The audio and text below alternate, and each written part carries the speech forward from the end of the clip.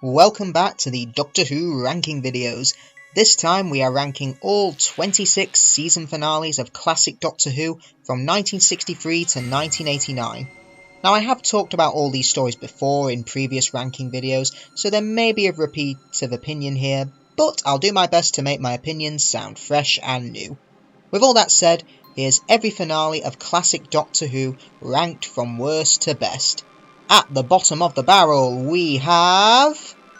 Number 26, The Twin Dilemma. You're probably all thinking, surprise, surprise, how original, but honestly, how could this not be the worst finale? I think having the Doctor be difficult, unpleasant, and even mean on occasion is a terrific idea. The end of Caves of Androzani, arguably the best regeneration scene ever, did a wonderful job of making the audience almost dislike and resent the Sixth Doctor in the span of a few seconds, and I can't imagine how excited people would be to tune in the following week and see what was going on. Was this going to be like early First Doctor, rather suspicious and grumpy, or maybe some of the Third Doctor's anger and arrogance that he inhibited? And then the Twin Dilemma airs and, wow, the Doctor's now a maniacal, homicidal, annoying jerk. And not the fun type of jerk that the Sixth Doctor would later be known for, just a complete jerk. While Colin Baker is brilliant in this story, giving us a diverse range of emotions in his performance, it shows to the audience how talented of an actor he is, going from egotistical, manic, to regretful. He manages to really bring out the best, and also worst, but mostly worst, of his Doctor. Sadly, I think a lot of the Sixth Doctor's worst attributes take the forefront in this story, and it doesn't advance the plot nor inform us about how the character should be handled in any way, especially in his interactions with Peri. Mestor is the epitome of 80s Doctor Who monsters to me, falling into every stereotype possible. His dialogue feels trope, spouting awful bland villain monologue, the design is very cheap, his plot is ridiculously far-fetched, and the characterization is unbelievably one-dimensional. What results is just a flat, forgettable antagonist who really doesn't have a lot to offer thematically in regards to the unstable personality of the Doctor. If they really wanted to explore that in depth, they could have skipped the rubbish monsters and gone all out into making the Doctor the villain while he copes with his regeneration, which would have been wholly more interesting than trying to balance his instability with his doctorishness. And as for Mestor's scheme, it feels wafer thin and poorly constructed. He wants to bring planets together so he can explode a sun and spread his eggs across the universe. Not really sure why, and it just feels like a very juvenile and childish plot, lacking any depth whatsoever. I find it incredibly underwhelming in the way he was defeated, just dissolving after being murdered by the Doctor. It's a drab ending for this monster and says very little about the show's views on the Doctor's attitude. This story feels like what everyone expects classic Who to be: infantile, irresponsible, and brash. The script feels like a fanfic written by a 10-year-old trying to be mature and dramatic. The actors are trying their hardest, but there's no emotional depth, nor a genuinely interesting plot. The story is a complete dud, unrealistic, and mostly unsalvageable. Easily the worst classic Doctor Who finale. Number 25. Time Flight. Well, this is no better. Time-travelling Concorde crash-landing on prehistoric Earth is a crazy enough concept, if this was from a fresh writer with no idea about how Doctor Who works, but from an experienced director who understands the technical difficulties and budget restrictions, this is just pure lunacy. The cheek of trying to suggest they have genuinely transported an aeroplane to the rocky wilderness of prehistoric Earth by building one out-of-proportion aeroplane leg of an aircraft in the studio is just astonishing. And the Master has finally defeated the Doctor by dressing up as a racial stereotype and rewiring the TARDIS? The peril here is off the charts. Speaking of the Master playing racist dress-up, imagine if Khalid had turned out not to be the Master. He would have been the crappiest villain we've ever witnessed. Now, before the reveal, you have to ask yourself, why? And then afterwards, you're also asking yourself, why? Times 1,000. There are Doctor Who stories out there where the first half is stronger than the second half, or it goes pear-shaped in the final episode. But for a story to just throw its resources in the air and shout, I give up, as early as halfway through part 1, is quite something. The very ideas at the heart of this story are so unconvincing you couldn't even kickstart it even if you did have decent characters, strong dialogue, or decent production values, and Time Flight has none of those. easily one of Doctor Who's worst finales. I never want to see you again! You either. Number 24. The Wheel in Space. If you know me, you'll know Patrick Troughton is my favourite Doctor, and Season 5 is one of my favourite seasons. So to have a story as dull, tedious, and convoluted as The Wheel in Space be even in the same league as this Doctor and series is downright depressing. The pacing in this story is just awful. Every single episode feels like a drag, and none of the parts ever decide to pick up the pace. Part 1 is a complete write-off. You could essentially cut it out and lose nothing from the story. Parts 2 to 4 feel so drawn out, and the final couple of episodes just fall completely flat on their arse. The whole time I was just sitting there expecting the story to pick up the pace, and each new episode just left me with nothing. This is a 6-part story with enough actual plot to fill only 2. The plot of this story is just the worst. The Cybermen want to invade a space station so they can get to Earth, but for some effing reason they have multiple steps to take over the wheel, such as hijacking a rocket to drift close to the wheel, send Cybermats to sabotage their power supply for the laser, ionize a star that causes a meteor shower so they need the element beryllium from the abandoned rocket where they hypnotize the crew so they can infiltrate the wheel, and oh, my brain is just hurting. The Cybermen themselves are boring in this. The new design is a downgrade from the previous 2. The voices aren't great and there's no reference made to their human side. Seeing them control crew members of the ship is pretty cool, and I like how we only get 2 Cybermen on the ship, hiding in the shadows and picking people off one by one instead of going for a head-on fight. The problem is that this could be any villain. There's nothing about their plan or behaviour which screams Cybermen, and they don't even do that much to begin with. Patrick Troughton and Fraser Hines do their very best to salvage the material. The Doctor and Jamie continue to shine, and they're both quite funny in this story. I do love Jamie and his dynamic new companion Zoe. It's funny to watch this Scottish Highlander clash with a genius from the far future, and they have a fun back and forth competitiveness which works really well. Zoe is given a decent introduction, and the idea of this person bred to use only facts and logics to the point that their emotions are stunted is a great concept idea for a companion. However, this isn't enough to salvage the rest of the story, because quite frankly, this is just boring. The Cybermen are wasted, the supporting cast are dull as dishwater, and the pacing and plot are practically non-existent. I wouldn't recommend it to anyone since it's basically just the moon base, but longer, and a lot worse. With so many great 1960s Cybermen stories to watch, I'm sure I'll never revisit this one. Number 23. Invasion of Time. Oh yay, another 6-parter that goes on forever with a classic monster that has no reason to be here. It's amazing how this happens twice. There are some interesting ideas like the Doctor becoming president of the Time Lords and looking as if he has betrayed his companion and race to conquest by aliens. It's such a shame the alien Vardans are absolutely pathetic. I am baffled that fans think Patrick Troughton's Doctor had tinfoil monsters when Tom Baker literally met monsters made of tinfoil. Also, fans were outraged at the previous season's stories The Deadly Assassin for its portrayal of the Time Lords, but where were the complaints here by portraying these once godlike aristocrats as old men that are now so pathetic they lose to tinfoil monsters and have space traffic control? Wow, I'm gonna be awake tonight. Just when you think it's over, the Sontarans show up, and the only reason you remember this story is because of that Part 4 cliffhanger. Yeah, it's a great 20 seconds, but what about the rest of this 150-minute story? The Sontarans themselves talk at a snail's pace and aren't menacing at all. And let's give companion Leela the most pathetic exit ever, by having her falling in love with a guy she said 3 sentences to. Even Louise Jameson thinks this ending is rubbish. The Invasion of Time is dull, lethargic, and a waste of time. Number 22. The King's Demons. I probably dislike this story more than the other 2 on this list, but I will give the King's Demons this, at least it's short. However, by stating the Master's plan is short-time villainy by his standards, it's almost as if the writer is admitting this whole story is a waste of time. We've given no reason to care about any of the characters because they all behave so irrationally. Hugh tries to torture Turlough for no reason. Ranulph barges into the Doctor's room with his sword drawn. It feels as if we've walked into the middle of a story with absolutely no context.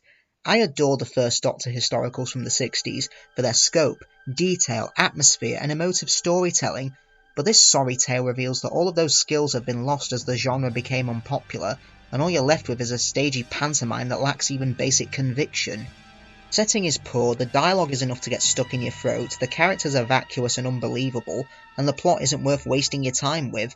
Failing as a drama, a period piece, and even as a Doctor Who story, The King's Demons is almost entirely without merit, and a piss-poor ending to the 20th year of Doctor Who. Number 21. Time Monster.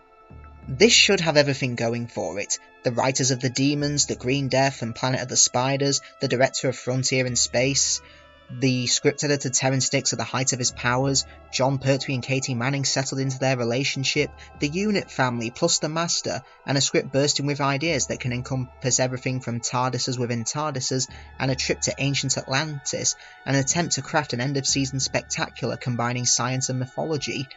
Sadly, everything feels so lethargic. It infects everything from the writing, the dialogue lacks urgency, the plot lacks the slightest bit of drama, and the performances, the direction, which lacks all sorts of atmosphere and quite unimaginative for the most part. Something might have been salvaged had one of these problems struck, but the coming together of all three creates a feeling of this story being made up on the spot by a team of regulars that are far too comfortable with each other.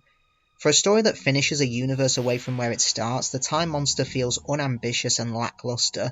The contemporary Earth scenes are so unimportant that all the characters that make up the first 4 episodes are written out completely when the action moves to Atlantis, only to return for a small gag at the climax that isn't even that funny. The ancient city of Atlantis is realised so poorly on every level you have to question whether the production team is in desperate need of a shake-up. Despite good ideas and chemistry from the regulars, the Time Monster stands as one of the more disappointing finales of the classic era. Number 20. The Ultimate Foe. This finale sums up my general attitude to Season 23. Been there, done that. The result is a story that, after all the hardships and issues that went into creating it, does the best that it can with what it has in the vain hope of salvage and repair. It's painfully obvious to see where the writing issues occur, as there is a clear split between the darker and very creative initial setup, and the much lighter and paint-by-numbers conclusion with very little to connect the two. The script also tries to make reasonable semblance of sanity and cohesion out of everything that was presented so far, from the return of both Sabalon, Glitz and Mel to the mysterious origins of the Valiard himself, but the revelations given are shoddy and just full of huge plot holes that just bring in more questions than answers, and making the bigger picture of where everything was headed just a massive disappointment. The rest of the main cast also come off as fairly strong, even if they don't get very much to do, or don't serve much of a purpose except as devices to move the plot forward. This is true of the Master. Despite a good performance by Anthony Ainley, is easily the most useless and unintimidating that he's ever been, except maybe Time Flight. Unfortunately, the one who really gets the short end of the stick here is the titular Valiard, who essentially becomes Evil Doctor 2.0 and comes off as just a less interesting version of the Master.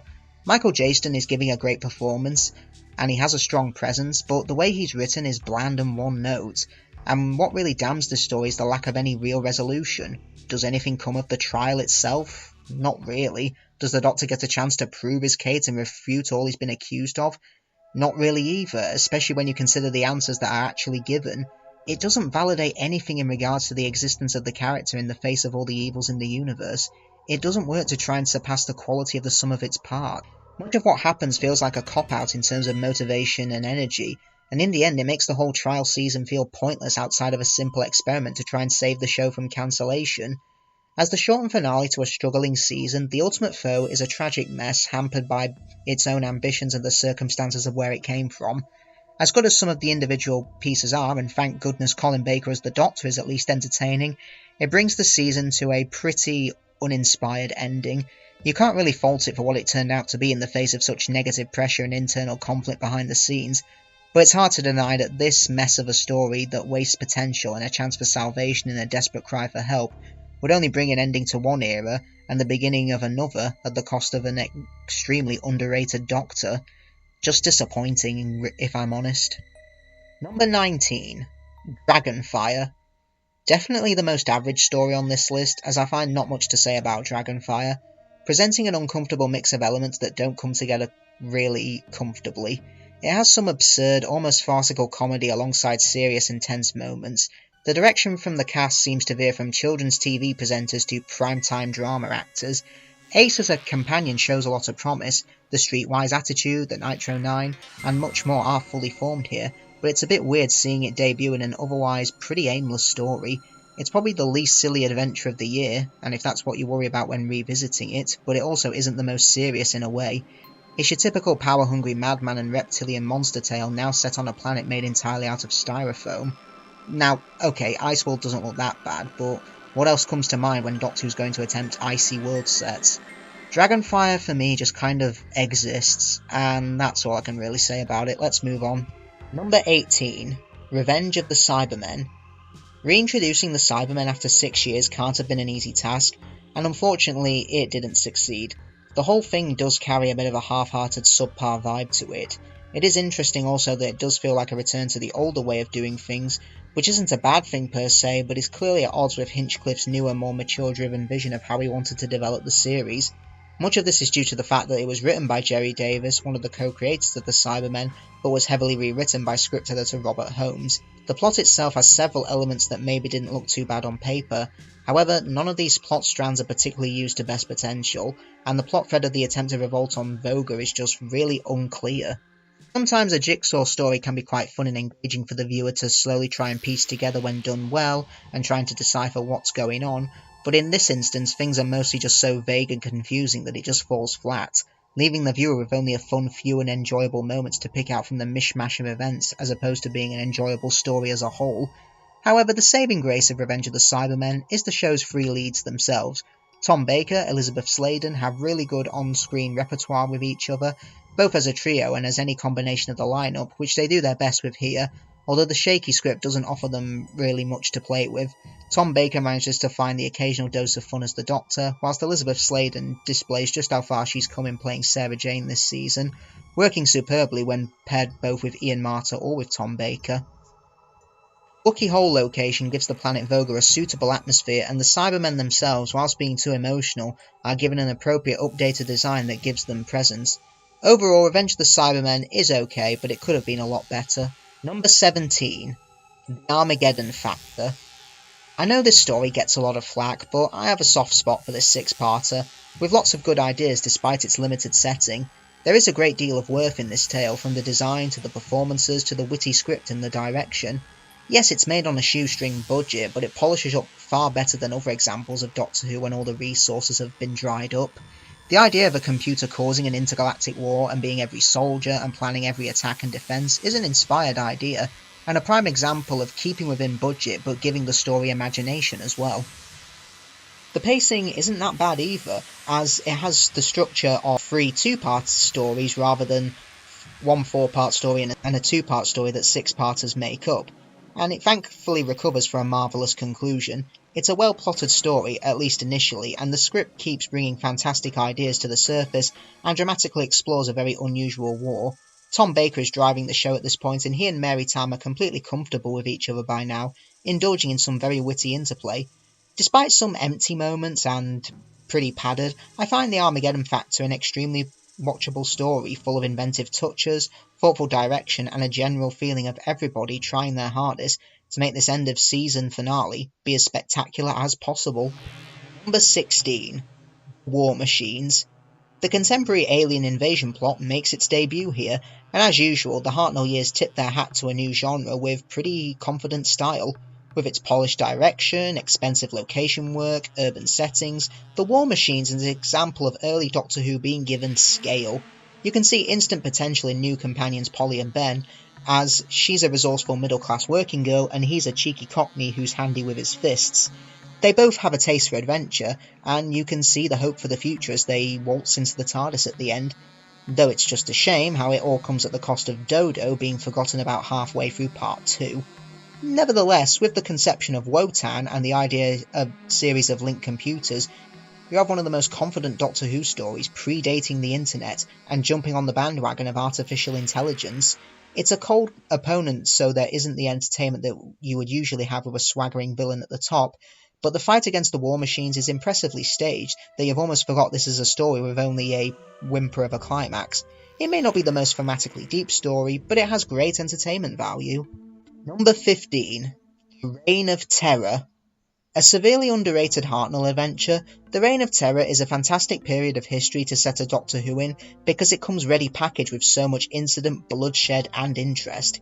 It would have taken a spectacularly inept writer to have messed up this assignment, but Dennis Spooner is more than capable of dipping his toes into the nastier aspects of this period, while still telling an enjoyable Doctor Who story full of exciting moments.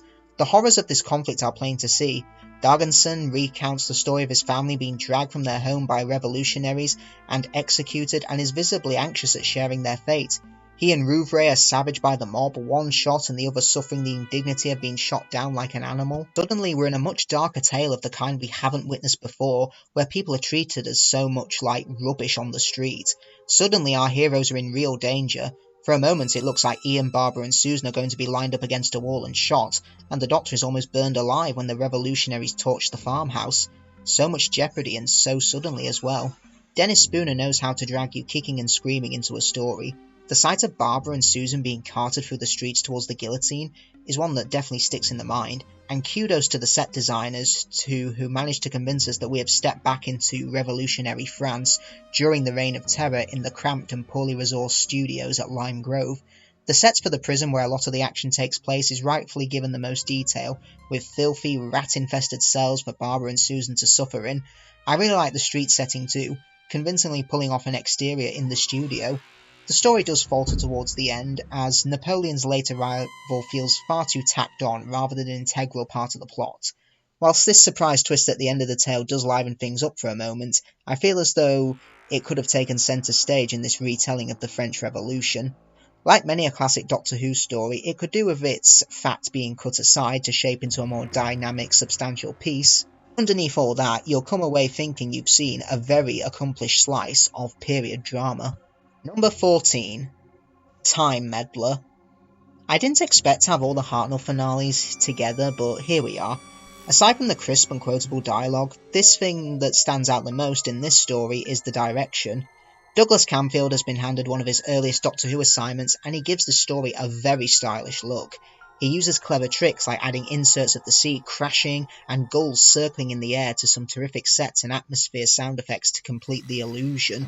You wouldn't think this was all filmed in a small studio. The camera pans through shadowy monastery sets, which adds tension and intrigue to what is going on in the deserted cloisters. Douglas Camfield tries to capture the story in unusual ways, low and high angles, which makes a refreshing change from directors who are frustrated with the confines of the studio. Dennis Spooner has written an interesting spin on the usual educational historical, already trying to stretch the series in interesting ways. The story feels like at first it's going to be another story that educates about a well-known period of history, but slowly evolves into the first pseudo-historical. The gramophone reveal is when the historicals all change for Doctor Who, where science fiction first makes its presence in history. The monk is looking to pervert history just for fun, to change the lives of millions of people, just for a bit of a laugh, which is a pretty inspiring concept rather than having a basic sadistic evil guy, but the stakes don't feel lessened as a result. Monk's scheme is deliciously bonkers, and once we get to the good stuff, the reveal of his TARDIS, and the confrontations between the Doctor and his new nemesis, the story really fires on all cylinders. Whilst it can meander in the middle, The Time Meddler is a very entertaining finale, with a new TARDIS team and fully reinforcing the idea that Doctor Who can now be anything. Number 13. Planet of the Spiders. This is a touching celebration of the Jon Pertwee era, and a memorable tale for the actor who brought the show a new direction and success to go out on. The cast is genuinely impressive, with Cyril Sharps, John Durf and George McCormack all rocking in some well-written and characterised roles. There is plenty of well-directed action, terrific development for the Doctor, Sarah and Mike Yates, and memorable scares with the twitching giant spiders that have a habit of leaping on their victims' backs. The first episode is one of the strongest of the era, and the last episode takes the Doctor on the most important journey of his life so far, ending on a final scene that will melt your heart as the Doctor tries to comfort Sarah as he dies before her. There is about an episode's worth of padding, which is unfortunate, and, like a lot of the stories on this era, far too much reliance on CSO that doesn't do much to convince. However, there are so many small and touching moments that make Planet of the Spiders feel like such a great finale. Mike Yates' redemption, Joe Grant's letter to the Doctor, the return of the Doctor's mentor from Gallifrey, Sarah's grief for the Doctor's death. It generates more than enough relevance to make this a worthy swan song to such an inspiring Doctor. With 3 of its main cast and the director now no longer with us, it just stands as a fine example of their incredible work. Number 12. Evil of the Daleks. You may have expected to see this a lot higher, but I don't think this is the flawless lost masterpiece a lot of fans make it out to be. Let's get the negatives out of the way first. The opening 2 episodes are mostly just filler. We wander from an airport to a warehouse, coffee shop, an antique shop to 1866, before we finally get a plot at the end of episode 2. And it doesn't feel like mood is being developed either, it just feels like we're killing time to fill an episode because this is a 7-parter. However, once Evil of the Daleks gets going, it can be damn good. Much like Power of the Daleks, Evil is a story that dares to do something different with the Daleks, once again peeking at this very familiar staple of the series from a refreshing psychological angle. Their plan, to test a human being so they can see what emotions and instincts they have that allow them to defeat the Daleks, and then to rip those abilities away from the entire human race, probably doesn't hold up to scrutiny, but it does serve to highlight their differences, and shows what makes these creatures uniquely evil. They know they have faults and they are determined to make everyone else as corruptible, and which is pure villainy. I love the scenes with the Doctor explaining away Jamie's irrational behaviour to a confused Dalek. Feelings such as remorse and forgiveness are lost on these creatures. David Whittaker's script masters comedy, period drama, tension between the Doctor and Jamie, all culminating in a Dalek civil war. It's a mature script bursting with clever dialogue and exchanges. Dudley Simpson is finally let off the leash and delivers one of his all-time best scores, dynamic, exciting and full of character beats. I just wish it was a shorter story and didn't take so long to get going, which just about prevents Evil of the Daleks from reaching any higher. Number 11. Logopolis. Out of all the regeneration stories, this is certainly unique. I love the sense of foreboding that permeates throughout the story, with the Watcher and the Master both instilling this rather constant sense of dread. It works well in the building up to the end of the 4th Doctor's era, especially with how little we see of the Master at first, hearing only his evil laugh and just seeing what he does to his victims. The show makes good use of its sets and props here as well, and I love the layered TARDISes and about how we go about the mystery in the first few episodes. Tegan's introduction is decent, but she can be pretty grating. The interesting idea of a world dedicated to math yet lacking a ton of technology, and I like the idea that the Doctor is already familiar with this world, as it gives credence to his experience as being this universe-spanning time traveller, and the collapse of the universe is handled effectively visually with the use of decay, and the idea of planets just being blinked out of existence. It feels a bit underplayed. That being said, there are effective scenes of decay and destruction as the Master's foolishness takes hold, and works as a moving end to the 4th Doctor. It may have been the end, but the moment had been prepared for. Number 10. Sharda. Finally complete after 38 years. Only in a Douglas Adams script could you stop for a pot of tea in a gentleman's study, which just happens to be an old professor's TARDIS before heading off to defeat the villain.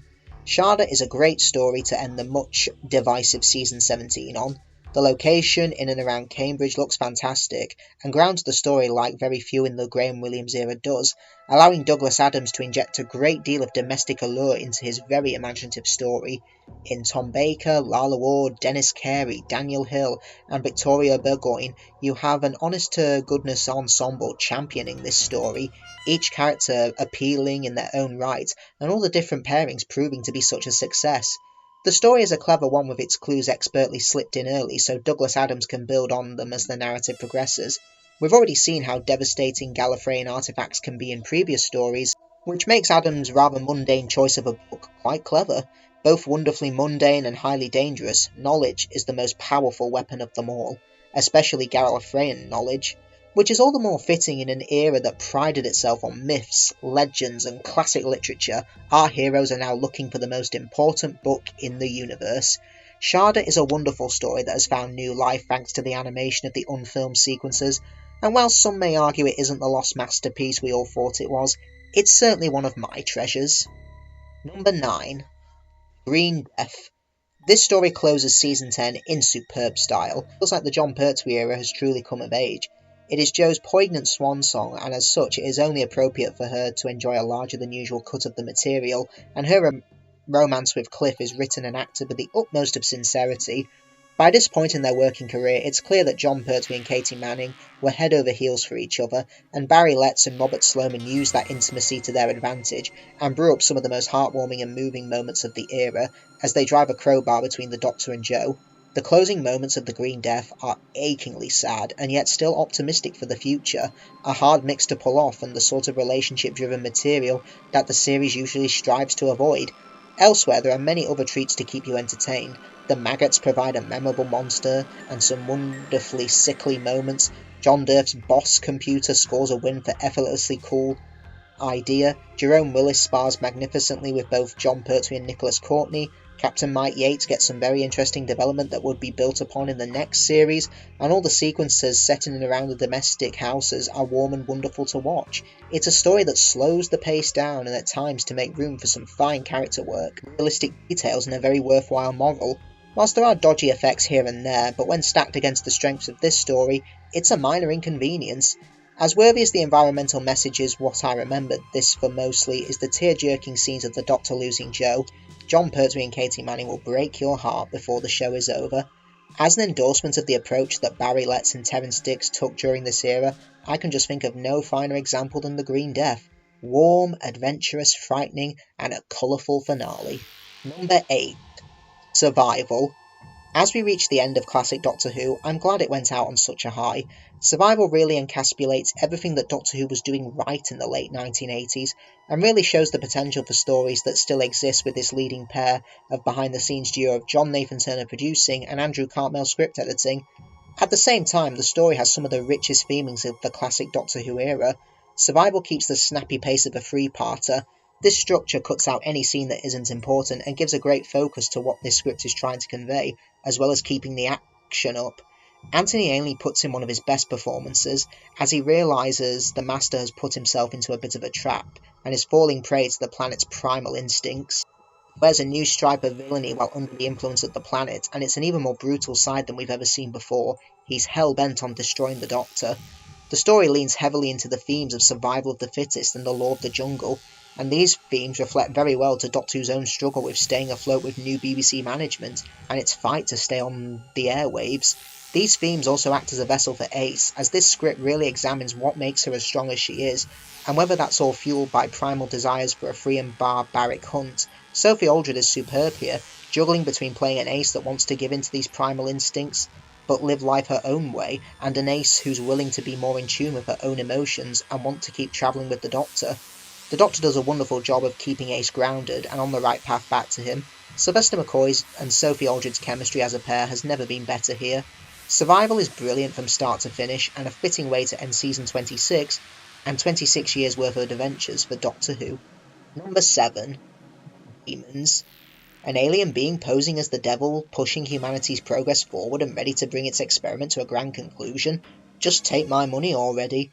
It's such a brilliant idea for a Doctor Who story that when you factor in the glorious location work, wonderful characters brought to life by British stalwarts, great lines, action, stunts, excellent cliffhangers, and scares, you have what can definitely be called a Pertwee classic.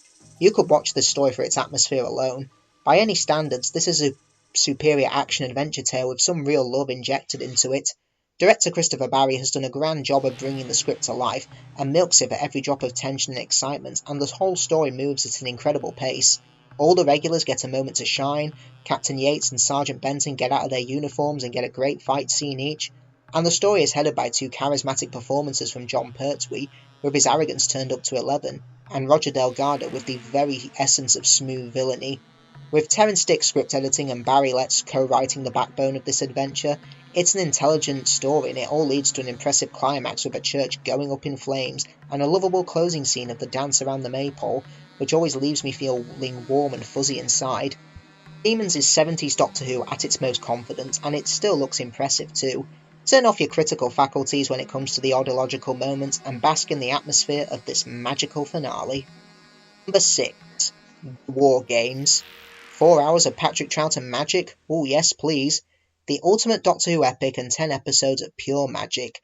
The way this story stacks up its revelations and becomes more vast and epic as it progresses is breathtaking.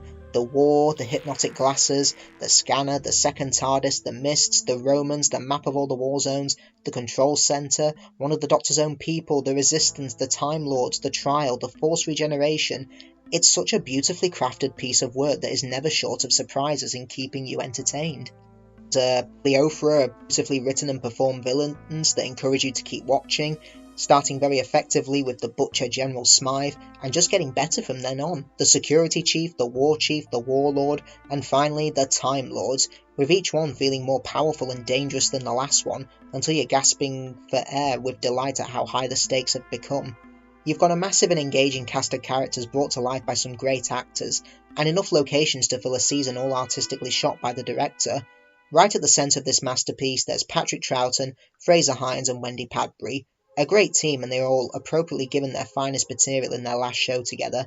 Exciting, shocking, funny, dramatic, action-packed, and reshaping the series forever, the War Game sees the Patrick Troughton era ends as it began, with a triumphant story. As proof of what Patrick Troughton could do with the role of the Doctor, there is no finer story, and we're certainly blessed that this epic somehow escaped the culling of the archives, and is a marvellous way to end 60s Doctor Who. Number 5. Seeds of Doom. As close to a perfect Doctor Who adventure as you will ever find, with a sparkling script, plenty of action and excitement, scary moments, gorgeous performances, and avant-garde direction that lifts the whole piece somewhere above the very high standards already set by Season 13.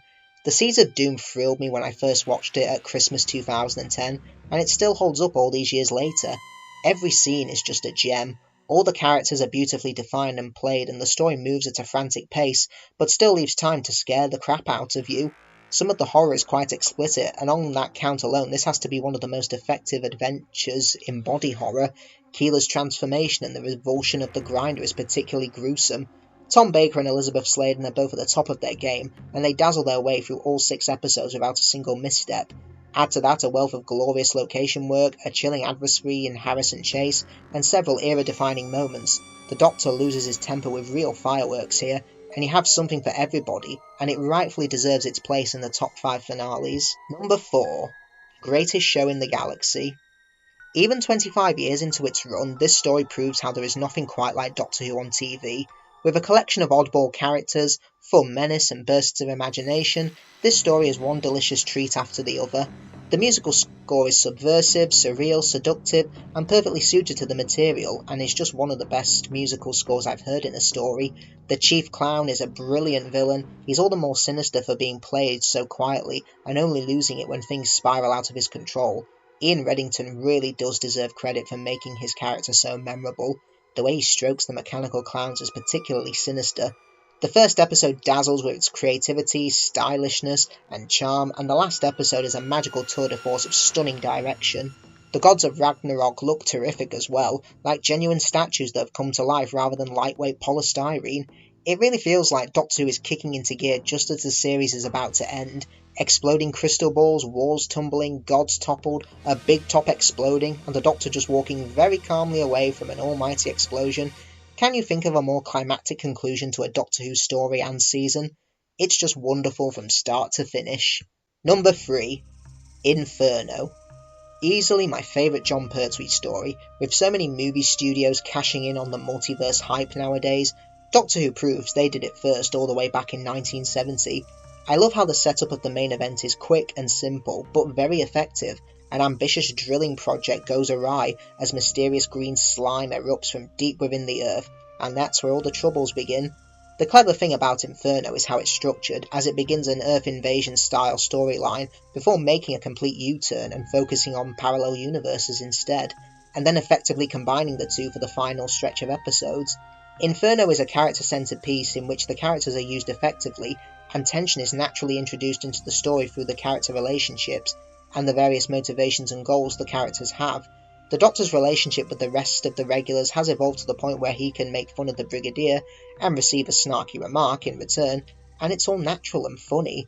I love how the Doctor is constantly bickering with Professor Starman and has a very sassy attitude toward everything. This is certainly one of Jon Pertwee's best performances in the role, particularly when faced with the evil versions of his old friends. This also shows the rather noble side of the Doctor. He's determined to help the people of the parallel world despite their fascist ways. The tension is always present, particularly once we begin to realise the stakes in the latter half of the serial. The greatest threat is not the emergence of the raging blue beast man, but the inferno that is about to consume the entire planet. Parts 5 to 7 are almost non-stop tense and exciting, and the feel of urgency is palpable, more so than in most Doctor Who stories. Never before and very rarely since have you truly felt that the world was ending, and the Doctor might not be able to do anything about it. It's a powerful and scary sensation, and that makes the conclusion even more satisfactory. For being one of the most bleak stories ever written, Inferno rightly deserves its place as one of the best season finales. Number 2. The Talons of Weng-Chiang. Putting aside its distasteful portrayal of Chinese people, The Talons of Weng-Chiang is nothing short of wonderful. Rarely have we been treated to such a luxurious story, one that takes time to flesh out all of its characters, tell an atmospheric and gripping tale, and one that frequently dazzles with colourful dialogue and wrapped up in a budget-bursting production that manages to make the smallest of scenes totally believable. To this mix, the Doctor at the height of his powers, accompanied by Leela, who enriches the tale, a splendid Dudley Simpson musical score, and a fascinating and expensive look at the Victorian era, all told in 6 gorgeous episodes that ensure nothing is rushed or underdeveloped. I feel Talons of Weng-Chiang is producer Philip Hinchcliffe's ultimate gift to the series. The story is attention-grabbing, but is married to a dazzling production that leaves these others in its shadow. The story is content to be beautiful and characterful, to wear its influences on its sleeve and dazzle you with them. Television that paces itself to tell a wholesome story that leaves you sated with gourmet standard quality by its climax. Flawlessly written, wonderfully acted, and featuring some of the best direction at the time, this is like eating a delicious meal with each bite being as good as the last. Number 1. Revelation of the Daleks. Without a doubt, this is my favourite finale.